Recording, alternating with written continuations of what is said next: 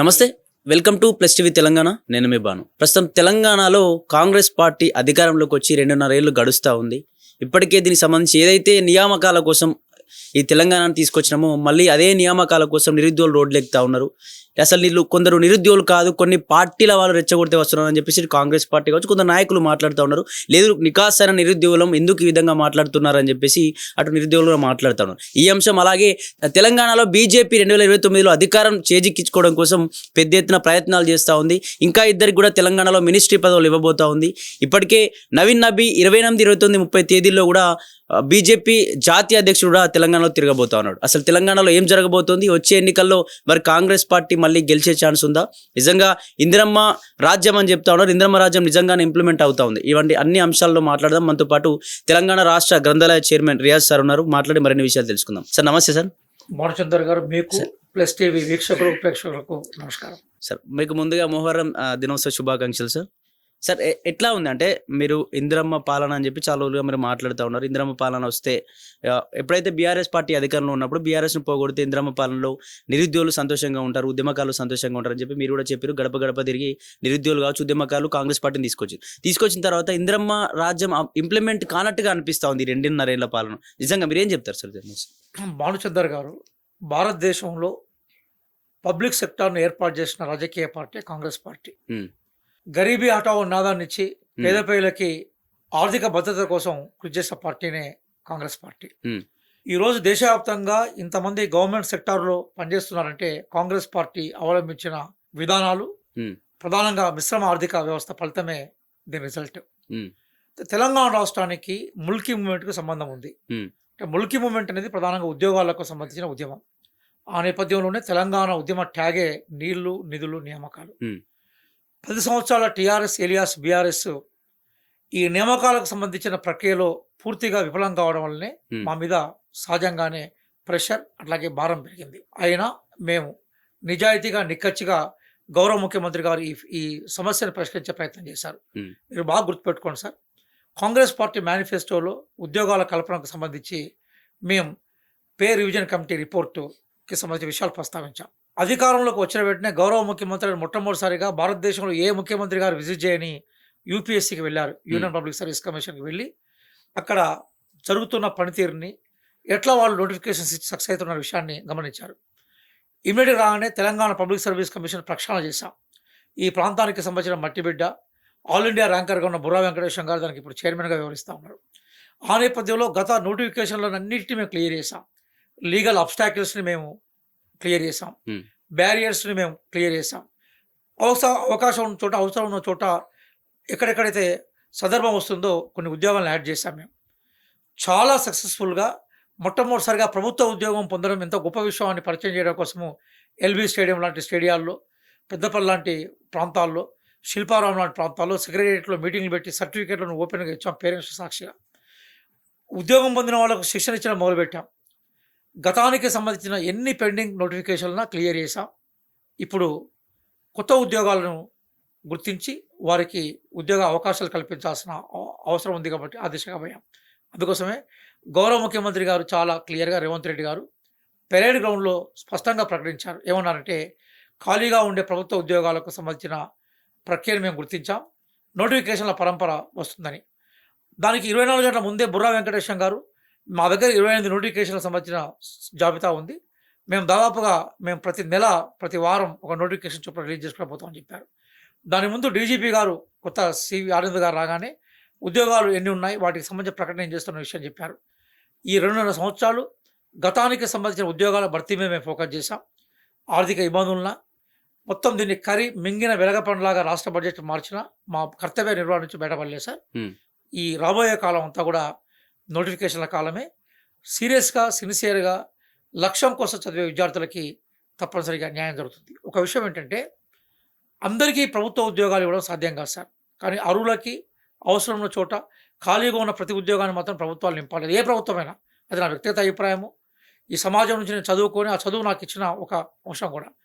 ఉద్యోగాల కోసం పెట్టే ఖర్చు, వ్యయం ఏదైతుందో దాన్ని ఖర్చుగా, వ్యయంగా చూడొద్దు, దాన్ని పెట్టుబడిగా చూడాలి. ఎందుకోసం అంటే ప్రభుత్వ పొలాలు, ప్రభుత్వ పథకాలు ప్రజలకు వెళ్ళాలంటేనే డెఫినెట్గా ప్రభుత్వ ఉద్యోగాలు అవసరం. Hmm. కాబట్టి ఖాళీగా ఉన్న ప్రతి ఉద్యోగాన్ని నింపాలని మేము కోరుకుంటాం సార్.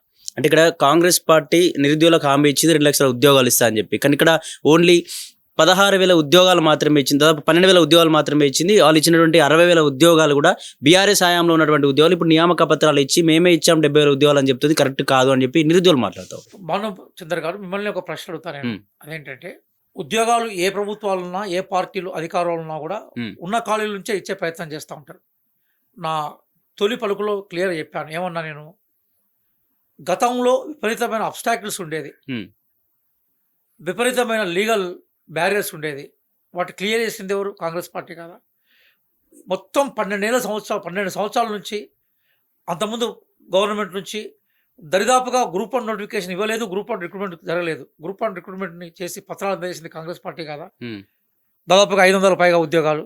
గ్రూప్ 2ను క్లియర్ చేసింది కాంగ్రెస్ పార్టీ కదా, మా ప్రభుత్వం కదా. గ్రూప్ 3 చేసింది మాది కదా. 10,000 ఉద్యోగాలతో కూడుకున్న గ్రూప్ 4ను క్లియర్ చేసింది మాది కదా. 20,000 పోలీసు ఉద్యోగాలకు సర్టిఫికేట్లు ఇచ్చింది మా పార్టీ కదా. 11,500 డిఎస్సి నియామకాలు చేసింది మనం కదా. ఇవన్నీ నేను ఎందుకు చెప్తున్నానంటే, గణాంకాలు మీరు అడిగారు కాబట్టి, ప్రభుత్వాలు ఏమున్నా కూడా ఉన్న ఖాళీలు నింపే ప్రయత్నం చేయాలి. మేము అధికారంలోకి వచ్చినాక ఎన్ని ఖాళీలను నింపామన్న విషయం మీద మనం చర్చిద్దాం. బీఆర్ఎస్ అధికారంలో ఎన్ని ఖాళీలు ఉన్నాయనే విషయం మీద చర్చిద్దాం. వాళ్ళు చేయలేని పని మేము చేశాం. నోటిఫికేషన్ల పునాదులు ఉంటే ఉండొచ్చు, కానీ మరి మా హయాంలో జరిగిన నియామకాలకి బీఆర్ఎస్ సంబంధించిన నోటిఫికేషన్ల మధ్య వ్యత్యాసం ఉంది కదా. గ్రూప్ 1 పేపర్ని పుట్నాలు పల్లెకి అమ్మినట్టు అమ్మినారు, పొట్లాలు కట్టుకునేందుకు అమ్మినారు. కాంగ్రెస్లో అట్లాంటి మచ్చలేదు కదా. ఒక ఉద్యోగానికి సంబంధించిన విషయం మీద కానీ, ఒక నోటిఫికేషన్ మీద కానీ చిన్న అపోహ కానీ, చిన్న అవినీతికి సంబంధించిన మచ్చ కానీ పడిందో మీరు చెప్పండి, చెప్తే నేను వింటాను సిద్ధంగా ఉన్నా. అన్ని పారదర్శకంగా ఇచ్చాం. అదే సందర్భంలో గౌరవ ముఖ్యమంత్రి గారు స్వయంగా పెరేడ్ గ్రౌండ్లో ప్రకటన చేశారు. కొంచెం ముఖ్యమంత్రి గారి కన్నా పెద్ద ప్రజాప్రతినిధి ఉంటారు కదా రాష్ట్రంలో, కాబట్టి వారి మాటను మనం విశ్వసిద్దాం. ఆ విశ్వాసంలో పోయి సీరియస్గా చదువుకునే విద్యార్థులు, సిన్సియర్గా చదువుకునే విద్యార్థులు, ఎవరైతే తమ ఆర్థిక పరిపుష్టి కోసం, అట్లాగే ఎవరైతే తమ సామాజిక గుర్తింపు కోసం ఉద్యోగం కావాలి, ప్రభుత్వ ఉద్యోగం కావాలనుకున్న వాళ్ళు సీరియస్గా చదువు బాటను పట్టాలని మీ ద్వారా నేను వాళ్ళకు విన్నవిస్తున్నాను సార్. తెలంగాణ అవతరణ దినోత్సవం రోజున రేవంత్ రెడ్డి గారు 19,000 ఖాళీలు ఉన్నాయి పోలీస్ జాబ్లు అని చెప్పేసి రేవంత్ రెడ్డి గారే మాట్లాడారు. ఖచ్చితంగా రిక్రూట్మెంట్ జరగబోతుంది త్వరలో అని చెప్పి మాట్లాడారు. కానీ ఇప్పుడు ఓన్లీ 5,000 పోలీస్ ఉద్యోగాలు మాత్రమే నోటిఫికేషన్ ఇవ్వడం ఏంటి అని చెప్పేసి మరొకసారి నిరుద్యోగులంతా రోడ్డు ఎక్కుతా ఉన్నారు సార్. ఏంటి విడుదల వారిగా ఇవ్వబోతున్నారు, లేకపోతే నిరుద్యోగులు ఎందుకు మళ్ళీ రోడ్లపైకి రావాల్సి వస్తుంది? మిమ్మల్ని అడుగుతున్నాను సార్. ఒక ప్రభుత్వ ఉద్యోగాలను గుర్తించడం ప్రభుత్వ బాధ్యత. అవును. దాన్ని ఏ రూపంలో నింపుతారు, దశల వారీగా నింపుతారా, ఒకేసారి నింపుతారా అనేది ఆ పరీక్షను నిర్వహించే అధికారులకు సంబంధించిన నిర్ణయం. మరి వాళ్ళు ఏ రూపంలో దాన్ని నింపబోతున్నారు దాని మీద అఫీషియల్గా నాకు ఇన్ఫర్మేషన్ ఉండే అవకాశం ఉండదు. ఇప్పుడు ఉదాహరణ నా డిపార్ట్మెంట్ ఉందనుకో, నేను లైబ్రరీ సైన్స్ డిపార్ట్మెంట్, 25 సంవత్సరాల నుంచి మా దగ్గర రిక్రూట్మెంట్ లేదు. 12 ఏళ్ళ నుంచి ఎక్కడ కూడా మా దగ్గర ప్రమోషన్స్ లేవు, స్పాన్సర్స్ లేవు, సర్దుబాటు లేకపోవడం వల్ల వేకెన్సీస్ అరైజ్ ఎన్ని ఉన్నాయనే విషయాన్ని రికగ్నైజ్ చేసే అవకాశం లేదు. ఇప్పుడు ఆ ప్రక్రియ నేను పూర్తి చేశాను. కాబట్టి లైబ్రరీ డిపార్ట్మెంట్ త్వరలోనే వీటన్నిటికి అనుగుణంగా నోటిఫికేషన్ ఇవ్వబోతున్నాను. ఎట్లా నోటిఫికేషన్ ఇవ్వాలి, ఎన్ని జాబ్స్లో నేను ఇవ్వాలనేది మేము మా దగ్గర కూర్చున్నా మేము నిర్ణయిస్తాం. అలాగే పోలీస్ డిపార్ట్మెంట్కి సంబంధించిన పోస్టులు ఏవైతే ఉన్నాయో వాటిని విడుదల వారికి ఇస్తారా, ఒకేసారి ఇస్తారా, వాళ్ళకి సంబంధించిన ప్రక్రియ అనేది అధికారులు చెప్తారు. ముఖ్యమంత్రి గారు క్లియర్గా ఎన్ని వేకెన్సీస్ ఉన్నాయి వాటి నింపుతామని చెప్పారు. డెఫినెట్గా ముఖ్యమంత్రి గారు ఏవైతే 19,000 వేకెన్సీ ఉన్నారో వాటి డెఫినెట్గా నింపుతారు.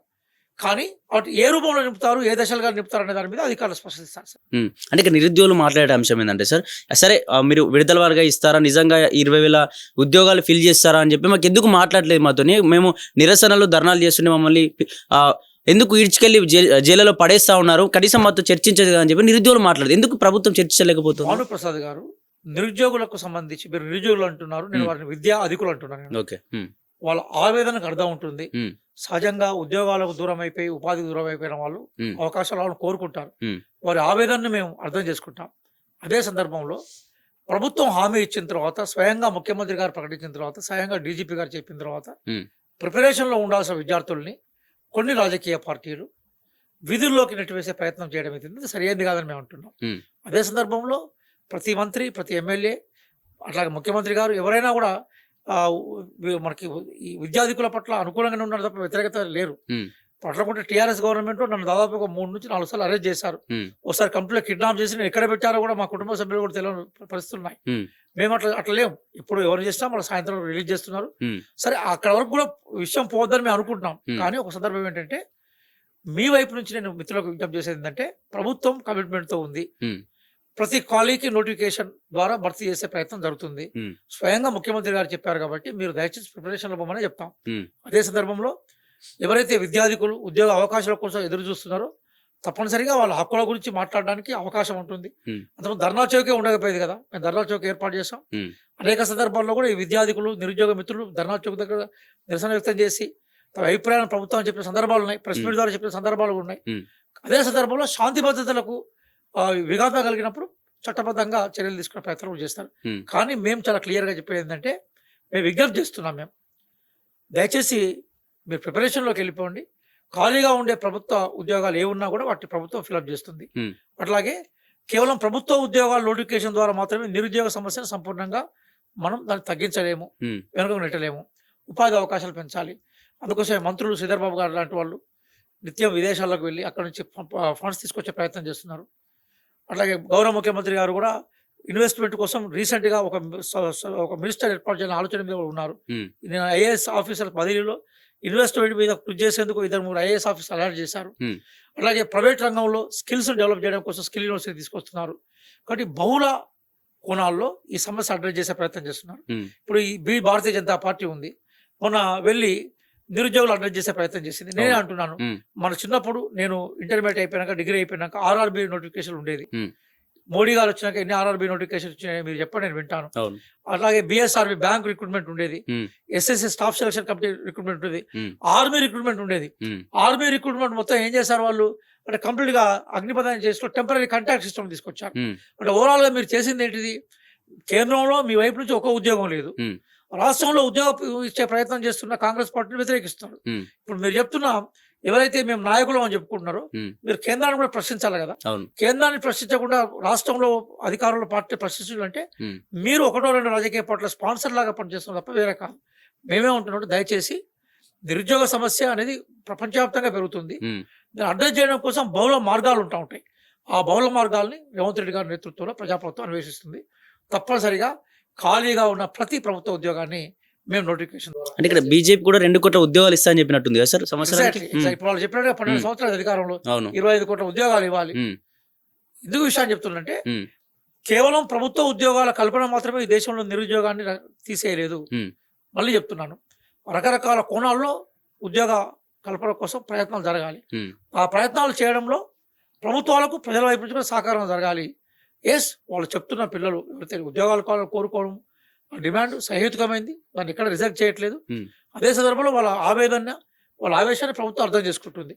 తప్పనిసరిగా ఖాళీగా ఉన్న ప్రతి ప్రభుత్వ ఉద్యోగాన్ని నింపే బాధ్యతను తెలంగాణ ప్రజాప్రభుత్వం తీసుకుంది. అంటే ఇక్కడ కాంగ్రెస్ పార్టీ ప్రతిపక్షంలో ఉన్నప్పుడు కాంగ్రెస్ పార్టీని అధికారంలోకి తీసుకురావడం కోసం ఇటు బల్మూరి వెంకట్ కావచ్చు, లేకపోతే రియాజ్ సార్ కావచ్చు, నిరుద్యోగుల పక్షాన చాలా పోరాటం చేశారు. ఖచ్చితంగా మాకు సపోర్ట్గా ఉన్నారు. కానీ ఆ సపోర్ట్ ఇప్పుడు ఎందుకో మా కాంగ్రెస్ పార్టీ అధికారంలోకి వచ్చినప్పటి నుంచి మాకు ఆ సపోర్ట్ లభించడం లేదు. అంటే వాళ్ళకి పదవులు వచ్చాయని చెప్పి మనం పట్టించుకోవట్లేదు అని చెప్పి కొందరు ఆవేదన చెందుతున్నారు సార్ నిరుద్యోగులు. అంటే వాళ్ళకి ఏం చెప్పాలనుకుంటారు సార్? భానుచందర్ గారు, నేను యూనివర్సిటీ ఉద్యోగాన్ని వదిలిపెట్టి రాజకీయాలకు వచ్చినండి. ఉమ్, చదువుకున్న వాళ్ళు రాజకీయాలు రావాలన్న డిమాండ్ ఏదైతే ఉందో అలాంటి వాళ్ళు ఎవరన్నా చదువుకొని ఉద్యోగాలు వదిలిపెట్టి వస్తే మనం ప్రోత్సహించాలి. ఉమ్, మా బాధ్యతను ఎక్కడ విస్మరించలేదు సార్. ఉమ్, కొన్ని సందర్భాలు ఎట్లా ఉంటుంది, ప్రతిపక్షంలో ఉన్నప్పుడు తెర ముందర మనం ఎక్కువ కనపడే అవకాశం ఉంటుంది. ఉమ్, ప్రభుత్వం మీద మనం ప్రెషర్ గ్రూప్లా పనిచేయాలి కాబట్టి. ఉమ్, ప్రభుత్వంలోకి వచ్చినాక ప్రభుత్వం లోపల మనం ప్రెషర్ గ్రూప్గా పనిచేసే క్రమంలో తెర వెనుక పనిచేయాల్సి ఉంటుంది. ఉమ్, నేపథ్యం మారుతుంటుంది. అవును.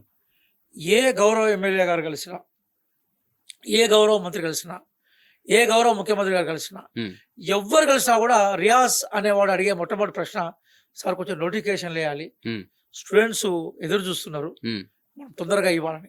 ముఖ్యమంత్రి గారు అనేక సందర్భాల్లో బహిరంగ సభల్లో కలిసినప్పుడు లేదా పర్సనల్ అపాయింట్మెంట్ కోసం వాళ్ళ దగ్గర పోయినప్పుడు, ఉమ్, మా డిపార్ట్మెంట్ ఇష్యూస్ డిస్కస్ చేసి పోయినప్పుడు ఆయన ఒకటే చెప్పేది, మనం ఖచ్చితంగా నోటిఫికేషన్లు ఇస్తున్నాం. ఈ పాత నోటిఫికేషన్లో కొన్ని లీగల్ అప్లికేషన్స్ నేను చూస్తున్నావు కదా, నీకు కూడా తెలుసు కదా, ఉమ్, అవి క్లియర్గానే నోటిఫికేషన్కి వెళ్తా ఉన్నారు. వారు అన్నట్టుగానే పాత మొత్తం క్లియర్ కాగానే కొత్త నోటిఫికేషన్లో పోతామని పెరేడ్ గ్రౌండ్లో ప్రకటించారు. ఉమ్, కాబట్టి ప్రభుత్వం మొత్తం ప్రధానంగా ముఖ్యమంత్రి గారు చాలా పట్టుదలతోటి ఖాళీగా ఉండే ప్రతి ఉద్యోగాన్ని నింపాలనే పట్టుదలతో ఉన్నారు. ఉమ్, కాబట్టి దాని వెనక ఇప్పుడు మీరు చెప్పిన మిత్రులతో పాటుగా నేను కానీ ఆ రోజు తెలంగాణ ఉద్యమంలో పాల్గొన్న వాళ్ళు కానీ, ఆ రోజు టీఆర్ఎస్ చేసిన పబ్లిక్ సర్వీస్ కమిషన్ సంబంధించి పేపర్ లీకేజ్ ఇష్యూలో పాల్గొన్న వాళ్ళందరం కూడా ప్రభుత్వంతో ఎప్పటికీ వినియోగిస్తున్నాం. మాకన్నా పెద్దవారితోటి మేము ఎప్పటికీ వారికి విషయాన్ని నివేదిస్తున్నాం. ఆ నివేదన, మా కృషి, అట్లాగే ప్రభుత్వం స్పందన, ముఖ్యమంత్రి గారికి సంబంధించిన పట్టుదల, ఇవన్నిటి ఫలితంగానే నోటిఫికేషన్ల పరంపర స్టార్ట్ అయింది. జూన్ 2 ప్రకటన జరిగింది. ఇప్పుడు 4 నోటిఫికేషన్లు వచ్చాయి. జూన్ ఎండింగ్ లాస్ట్ డేట్ కూడా రాలే, మనం 4 నోటిఫికేషన్లు వచ్చాయి మనకు. కాబట్టి ఈ పరంపర కొనసాగుతుంది. కాబట్టి చదువు మీద నిమగ్నం కావడం వల్ల ఏమవుతుందంటే విద్యార్థులు లాభం జరుగుతుంది. ప్రస్తుతం ఏమవుతుందంటే కష్టపడి కొంత విద్యార్థి నాయకులు ఉద్యోగాల కల్పన కోసము నోటిఫికేషన్ రావడానికి బాగా ఫైట్ చేస్తారు సార్. వీటితో సంబంధం లేకుండా కొంతమంది నిత్యం చదువులో నిమగ్నం అయిపోయి ప్రిపరేషన్లు ఉంటారు. రిజల్ట్ వచ్చినాక వీళ్ళు కనబడరు, వాళ్ళకు ఉద్యోగాలు వస్తూ ఉంటాయి. కాబట్టి నేనేమంటున్నానంటే చాలా బ్రిలియంట్గా ఉన్న వాళ్ళు, తెలియకల వాళ్ళు, వ్యక్తిగత సామర్థ్యాలు ఉన్న వాళ్ళు, మీ ఫోకస్ అంతా, మీ కాన్సన్ట్రేషన్ అంతా కూడా చదువు మీద పెడితే మీరు ప్రభుత్వ ఉద్యోగాలకు వచ్చి సమాజానికి మరింత సేవ చేసే అవకాశం ఉంటుంది అని నేను కోరుకుంటున్నాను. రైట్ సార్, ఇది ఇలా ఉంటే తెలంగాణలో 2029 ఎలక్షన్లో తెలంగాణలో పాగా వేయడం కోసం తెలంగాణనే టార్గెట్గా బీజేపీ ప్రయత్నాలు ముమ్మరం చేస్తున్నట్టుగా కనిపిస్తూ ఉంది. తెలంగాణలో కూడా 3 రోజుల పాటు నితిన్ నబీ దీనికి సంబంధించి బీజేపీ కేంద్ర అధ్యక్షుడు కూడా తెలంగాణలో పర్యటించబోతున్నట్టు కూడా తెలుస్తోంది. నిజంగా ఏం జరగబోతుంది? 2029లో బీజేపీ అధికారంలోకి వచ్చేటువంటి ప్రయత్నం ఏమైనా జరగబోతుందా? భానుప్రసాద్ గారు, అసెంబ్లీ ఎన్నికల్లో బీజేపీది 3వ స్థానం. అసెంబ్లీ ఎన్నికలు అయిన తర్వాత కంటోన్మెంట్ ఎన్నికలు జరిగినాయి. బీజేపీ 3వ స్థానమే. కంటోన్మెంట్ ఎన్నికలైనాక జూబ్లీస్ ఎన్నికలు జరిగాయి. బీజేపీ 3వ స్థానమే. పంచాయతీ రాజ్ నేతృత్వంలో గ్రామ పంచాయతీ ఎన్నికలు జరిగాయి. బీజేపీ భూతద్దం పెట్టినా ఎక్కడ కనబడలేదు. మున్సిపాలిటీ ఎన్నికలు జరిగాయి. బీజేపీకి వచ్చిన మున్సిపాలిటీలు 1-2 తప్ప ఏం లేవు. కాబట్టి బీజేపీ అనేది 2029 ఎన్నికలకు కూతవేడు దూరంలో కాదు కదా, మనం కేకేస్తా కూడా వినబడని పరిస్థితిలో ఉన్నది. కాబట్టి వాళ్ళు ఎన్ని విన్యాసాలు చేసినా, తలకిందులు తప్ప చేసినా తెలంగాణలో భారతీయ జనతా పార్టీ అధికారంలోకి వచ్చే అవకాశం లేదు. ఎందుకు ఈ విషయాన్ని గంటాపదం చెప్తున్నంటే, తెలంగాణకున్న భౌగోళిక, ఆర్థిక, రాజకీయ అంశాలు వేరు. ఇక్కడ ఒక మహత్తరమైన పోరాటం జరిగింది. అది తెలంగాణ సాయుధ రైతాంగ పోరాటం, నిజాం సర్కారు వ్యతిరేకంగా జరిగింది. ఇప్పుడు కమ్యూనిస్టు పార్టీలు దున్నేవాడికి భూమి కావాలని ఒక ఉద్యమాన్ని తీసుకొచ్చాయి. Congress party join in India, భారతదేశంలో విలీనం కావాలని మేము ఉద్యమాన్ని తీసుకొచ్చాం. ఈ 2 ఉద్యమాలతో భారతీయ జనతా పార్టీకి స్థానం లేదు. అట్లాగే ఇక్కడ ఈ తెలంగాణ ప్రాంతంలో యూత్ ప్రధానంగా భూమి కోసము, భుక్తి కోసము, విముక్తి కోసము ఇక్కడ కొన్ని ఉద్యమాలను తీసుకొచ్చాయి. ఆ ఉద్యమాలను బీజేపీ పూర్తిగా వ్యతిరేకించింది. అలాగే బీజేపీ ఆధునికతకు వ్యతిరేకమైన అంశం. అలాగే బీజేపీ గంగా జమున తహజీబ్ అంటే అందరు కలిసిమెలిసి సంస్కృతికి భిన్నమైన పార్టీ అది. కాబట్టి వాళ్ళు వీళ్ళు బార్ల గేట్లు తెరిచారు కాబట్టి బీఆర్ఎస్ ఎంపీ ఎన్నికల్లో బీఆర్ఎస్ దయతోటి కొన్ని సీట్లు గెలిచారు వాళ్ళు. నిజంగా అదే వాళ్ళ నిజమైన శక్తి అనుకుంటే పంచాయతీ ఎన్నికల్లో వాళ్ళ అడ్రస్ ఎక్కడ ఉందో మీరు చెప్తే నేను వింటాను. మున్సిపాలిటీ వాళ్ళ శక్తి ఎక్కడ ఉంటే మీరు చెప్తే నేను వింటాను. అట్లాగే కంటోన్మెంట్ ఉప ఎన్నికల్లో కానీ జూబ్లీ ఎన్నికల్లో వాళ్ళ శక్తి ఎంతో మీరు చెప్తే నేను వింటాను. కాబట్టి భారతీయ జనతా పార్టీ రాజకీయ పార్టీగా వాళ్ళ ప్రయత్నాలు వాళ్ళు చేయొచ్చు, పార్టీకి హక్కు ఉంటుంది. కానీ అధికారం అనే కోణంలో మాత్రం భారతీయ జనతా పార్టీ తెలంగాణ సమాజానికి దూరంగా ఉంది. ఇది వాస్తవం. వాళ్ళ జాతీయ అధ్యక్షుడు కొత్తగా వచ్చింది ఏం లేదు కదా. గతంలో గడ్కరీ గారు జాతీయ అధ్యక్షుడి దగ్గర నుంచి మనం చూస్తున్నాం. దాని తర్వాత అనేక మంది జాతీయ అధ్యక్షుడు, అమిత్ షా గారు జాతీయ అధ్యక్షుడు ఇక్కడికి వచ్చారు. హోంమంత్రి కూడా ఇక్కడికి వచ్చారు. మునుగోడు సభలోనైతే ఆయన కంప్లీట్ గా సభలే ఒక 5-6 సభలు కేంద్ర హోంమంత్రి స్థాయిలో వచ్చి పెట్టారు. కానీ ఎన్నికల్లో వాళ్ళే గెలవలే కదా. కాంగ్రెస్ పార్టీ విజయాలను అసెంబ్లీలో వాళ్ళు ఎక్కడ ఆపలే కదా. కాబట్టి వాళ్ళు కలలు కంటున్నారు. కలలు కనే స్వేచ్ఛ వాళ్ళకు ఉంటుంది. కానీ ప్రజలు వాస్తవాల్లో ఉన్నారు. వాస్తవంగా తెలంగాణ సమాజం, తెలంగాణ ఓటర్లు భారతీయ జనతా పార్టీని గెలిపేయడానికి ఇక్కడ సిద్ధంగా లేరు. అంటే ఇక్కడ తెలంగాణలో ఉన్న బీసీ ఎంపీలకు, తెలంగాణలో ఉన్న బీజేపీ ఎంపీలకు కూడా కేంద్ర పదవులు ఇవ్వబోతోంది, ఇచ్చి బీసీలనే టార్గెట్గా పనిచేయబోతుంది అన్నట్టుగా కొంచెం వినిపిస్తూ ఉంది సార్. నిజంగా బీజేపీ వైపు నుంచి ఎంతమంది మంత్రులు వస్తే సంతోషమే, రాష్ట్ర అభివృద్ధికి వాళ్ళు కృషి చేస్తే సంతోషమే. కానీ బీజేపీ నుంచి ఇప్పటికే 2 కేంద్ర మంత్రులు ఉన్నారు కదా, కొత్తగా ఉన్నది ఏం లేదు కదా. ఆ 2 కేంద్ర మంత్రులు ఢిల్లీ నుంచి తెలంగాణ అభివృద్ధి కోసం ఎన్ని నిధులు ఇచ్చారో బీజేపీ ప్రచారం చేసుకోమనండి. నిజంగా వాళ్ళు చేసే ప్రచారం నిజమైతే ప్రజలు బీజేపీకి ఓట్లేస్తారు. వాళ్ళు తెలంగాణ తీసుకొచ్చింది గుండు 0. వాళ్ళు తెలంగాణ నుంచే మంత్రివర్గంలో ప్రాతినిధ్యం వహిస్తున్నారు. కానీ తెలంగాణ సమాజానికి చేసింది ఏమీ లేదు. నిజంగా వాళ్ళు చేస్తే గ్రామ పంచాయతీ ఎన్నికల్లో కానీ మున్సిపల్ ఎన్నికల్లో అవే కదా పునాదిరాళ్ళు. బీజేపీకి చాలా సీట్లు వచ్చేవి, ఓట్లు వచ్చేవి, 2 జరగలే కదా. కాబట్టి వాళ్ళు ఎన్ని ప్రయోగాలు చేసినా కూడా తెలంగాణ ప్రజలు బీజేపీని విశ్వాసం తీసుకునే అవకాశం లేదు. ఒకవేళ కేంద్ర మంత్రులుగా తెలంగాణ అభివృద్ధికి బీజేపీ మంత్రులుగా కృషి చేస్తే, కేంద్ర మంత్రులుగా కృషి చేస్తే కాంగ్రెస్ పార్టీగా ప్రభుత్వంలో మేము ఉన్నాం కాబట్టి ఆహ్వానిస్తాం. ఉమ్, అభివృద్ధి విషయంలో ఎక్కడ మాకు తేడా లేదు సార్. ఉమ్, అందుకోసమే గౌరవ ప్రధానమంత్రి మోడీ గారు వచ్చినప్పుడు రేవంత్ రెడ్డి గారు గౌరవ ముఖ్యమంత్రి స్థానంలో వాళ్ళు ఎక్కడ మీటింగ్ పెడితే అక్కడ పోయినారు, ఉమ్, వారితో పాటు కూర్చున్నారు, రాష్ట్ర అభివృద్ధి కోసం ఢిల్లీ పోయి కలిశారు. ఉమ్, ఎక్కడ కూడా మేము కాంప్రమైజ్ కాలే కదా, ఎక్కడ కూడా మేము ఆ, నేల విడిచి సాము చేసే ప్రయత్నం చేయలే కదా. ఉమ్, మేమేమంటున్నాం అంటే బీజేపీకి అభివృద్ధి అనేది కాదు, వాళ్ళ ఉమ్, అధికారం అనేది వాళ్ళకు పరమావధి, ఉమ్, మాకు అభివృద్ధి ప్రథమావిధి. అభివృద్ధి సాధిస్తే అధికారం ప్రజలే మాకు ఇస్తారు. ఉమ్, బీజేపీ ఏమంటుంది, అధికారం వచ్చినాక మిగతా అన్ని చేస్తూ ఉంటుంది. ఉమ్, మేము ఏమంటున్నాం అంటే మాకు అది అభివృద్ధి కొలమానంగా మేము చూస్తున్నాం. ఉమ్. ఇప్పుడు బీజేపీ ఎప్పుడు కూడా తెలంగాణ పైన హృదయాలను గెలవలేదు. అంటే ఇక్కడ ప్రజలు కొంచెం ఆలోచించే ఛాన్స్ ఉండదు సార్. ఎందుకంటే బీఆర్ఎస్ పార్టీని చూసిర్రు 10 ఏళ్ళుగా, ఇప్పుడు 2.5 ఏళ్ళుగా దాదాపు ఈ 5 ఏళ్ళు మళ్ళీ కాంగ్రెస్ పార్టీని చూస్తారు. అంటే ప్రభుత్వాలు మారితే మాకేమైనా జరుగుతుందేమో, మా జీవితాల్లో ఏమో మార్పు వస్తుందో, ఆర్థికంగా మేము బలపడతామేమో, ఈ విధంగా ఆలోచించి బీజేపీని గెలిపించే పరిస్థితులు ఉండబోంటారా? ఇప్పుడు మీరే చూడండి, ఉమ్, ఈ మొత్తం భారతదేశంలో అన్నిటికన్నా వెనుకబడి రాష్ట్రం ఏది? ఉత్తరప్రదేశ్. ఉమ్, ఎవరు అధికారంలో ఉన్నారు? భారతీయ జనతా పార్టీ. ఉమ్, దానికన్నా కొంచెం వెనుకబడి దేశ రాష్ట్రం ఏది? బీహార్. ఎవరు అధికారంలో ఉన్నారు? భారతీయ జనతా పార్టీ. ఉమ్, దాన్ని వెనుక చూస్తే మనకు అనిపించే ఇంకో బీమార్ రాష్ట్రం మధ్యప్రదేశ్. ఉమ్, ఎవరు అధికారంలో ఉన్నారు? బీజేపీ. ఉమ్, రాజస్థాన్ ఉంది. ఎవరు అధికారంలో? బీజేపీ. ఉమ్, ఈ భారతదేశంలో అత్యంత పేద రాష్ట్రాలు ఏవైతున్నాయో ఉమ్, ఆ రాష్ట్రాలన్నింటిలో బీజేపీ ప్రభుత్వం ఉంది. ఉమ్, ఆ బీజేపీ ఉండడం వల్లే ఆ రాష్ట్రాలు మరింత ఘోరంగా వెనుకబడిపోయినాయి. ఉమ్, దక్షిణాది రాష్ట్రం తీసుకుందాం, కర్ణాటక, అట్లాగే తెలంగాణ, తమిళనాడు, ఉమ్, కేరళ, సరే అంతో ఇంతో ఆంధ్రప్రదేశ్.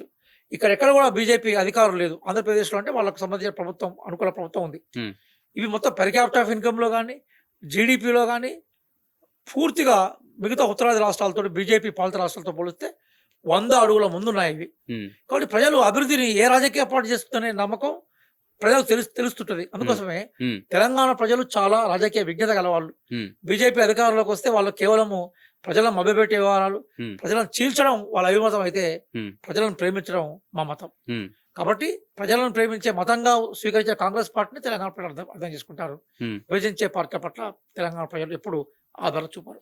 బీజేపీలోకి 2029లో బీజేపీ అధికారంలో రాబోతుంది తెలంగాణలో.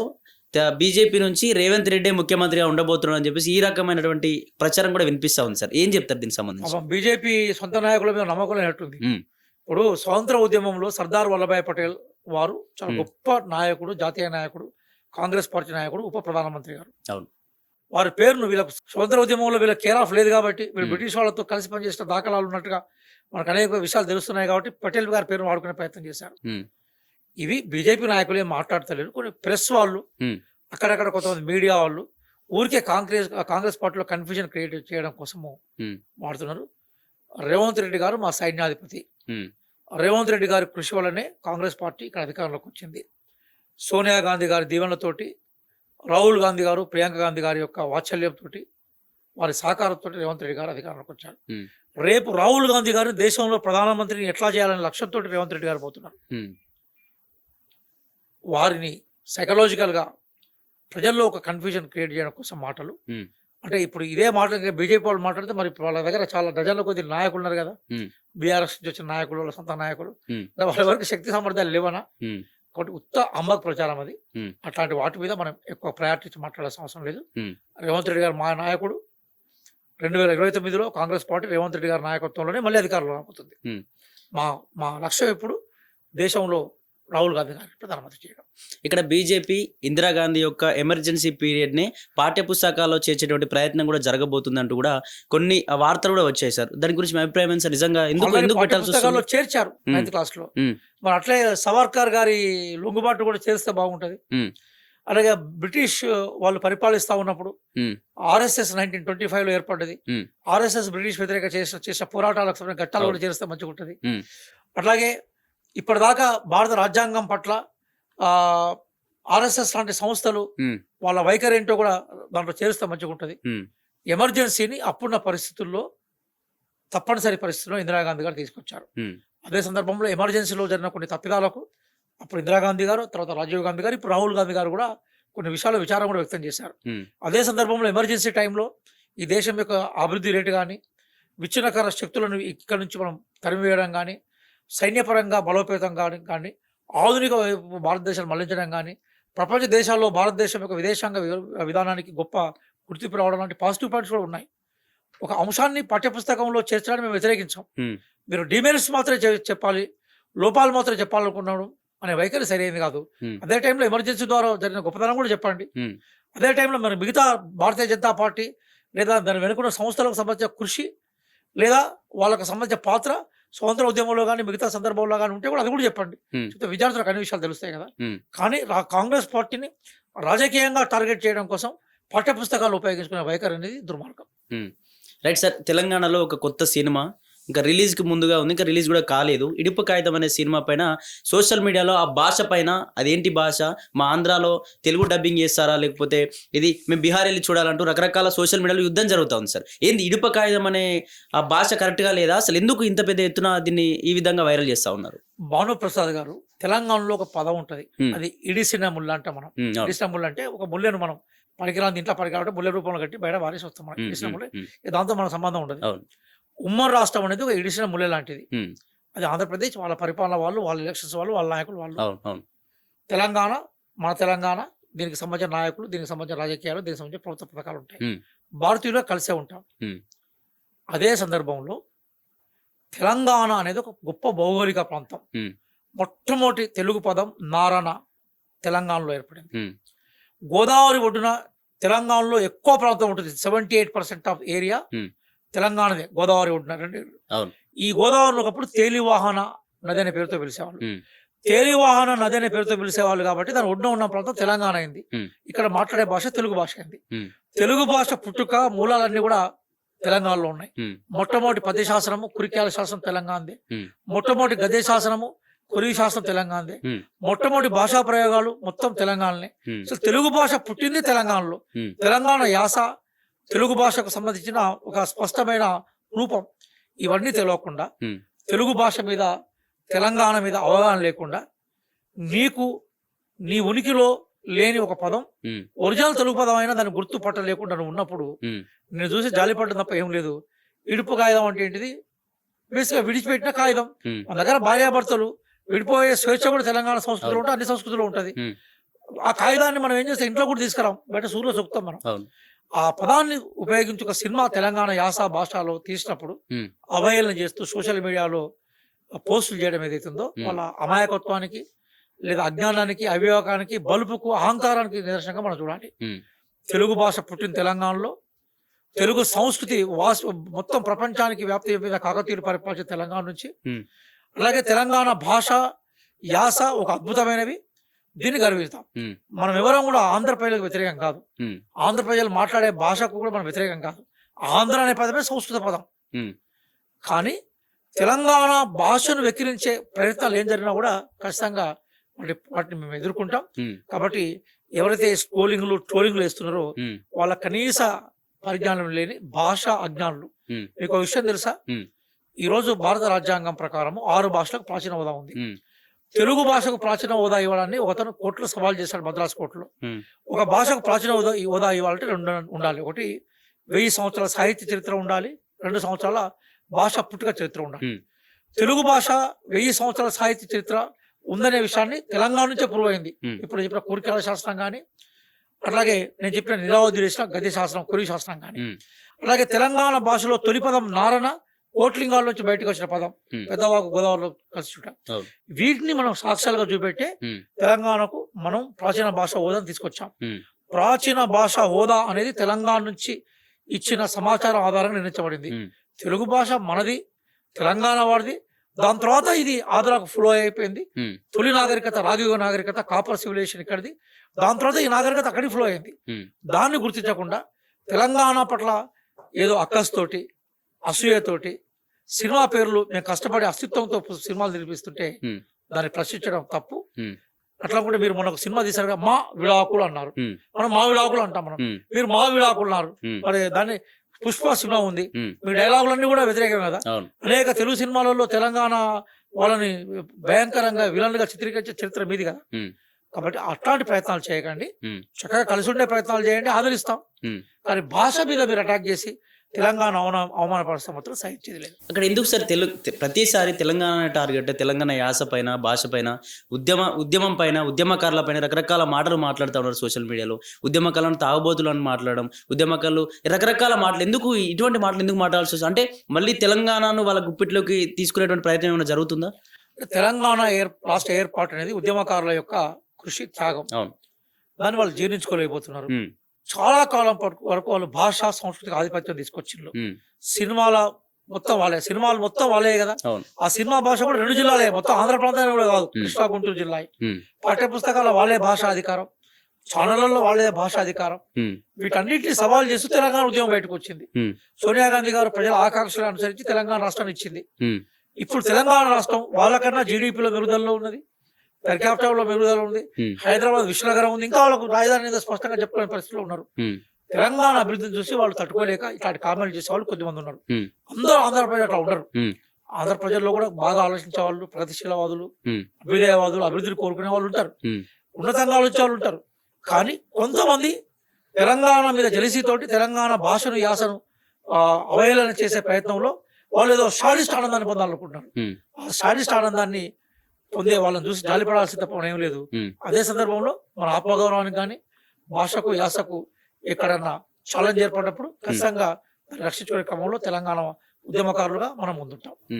రైట్ సార్, చివరిగా తెలంగాణలో కాంగ్రెస్ పార్టీ అధికారంలోకి వచ్చినప్పటి నుంచి కొంచెం ఆంధ్ర పెద్దందర్ల హవా కొనసాగుతున్నట్టుగా ఉంది అంటూ తెలంగాణ ఉద్యమకారులే మాట్లాడుతూ ఉన్నారు. నిజంగా ఎందుకు ఇటువంటి మాటలు మాట్లాడాల్సి వస్తుంది? నిజంగా ఇటువంటి ఏమైనా జరుగుతుందా? ఇటు విగ్రహాల విషయంలో కావచ్చు, నా జాగిర్ అని చెప్పేసి మాట్లాడిన వాళ్ళపైన కనీసం కాంగ్రెస్ పార్టీ విమర్శించలేదు అంటే, వాళ్ళపైన మాట్లాడలేదు ఎందుకు అని చెప్పేసి రకరకాల వాదనలు వినిపిస్తా ఉన్నాయి. ఏం చెప్తారు?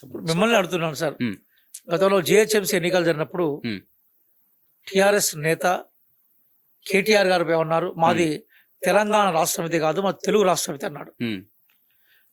రోజారాణి గారి ఇంటికి పోయి చేపల పులుసులు చాలా కమ్మగా ఉందని మెచ్చుకున్నది ఎవరో మీకు తెలుసు, నాకు తెలుసు. వైఎస్ జగన్మోహన్ రెడ్డి గారికి హారతులు పట్టింది ఎవరో మీకు తెలుసు, నాకు తెలుసు.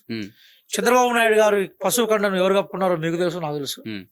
ఈరోజు ఆ పార్టీకి సంబంధించిన మీడియా కాంగ్రెస్ పార్టీని బద్నాం చేయాలనుకుంటే, ఒకవేళ మా వైపు చూపెట్టే ప్రయత్నం చేస్తే 4 వైపు మీ వైపు, 4 వేలు మీ వైపు చూపెట్టే ప్రయత్నం చేస్తున్నాం అని కూడా చెప్తున్నాం.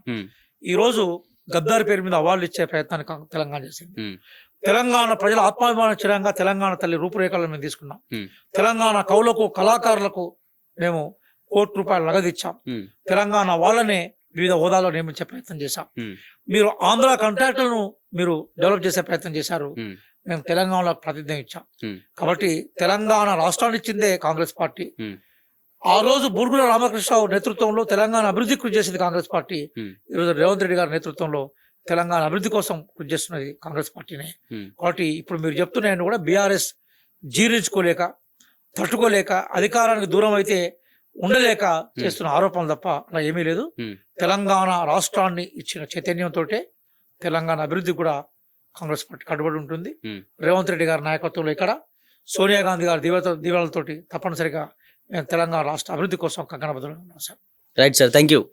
ఇది తెలంగాణ రాష్ట్ర గ్రంథాలయ చైర్మన్ రియాజ్ గారితో స్పెషల్ ఇంటర్వ్యూ. మరిన్ని అప్డేట్స్ కోసం చూస్తూనే ఉండండి plus TV Telangana. Thank you.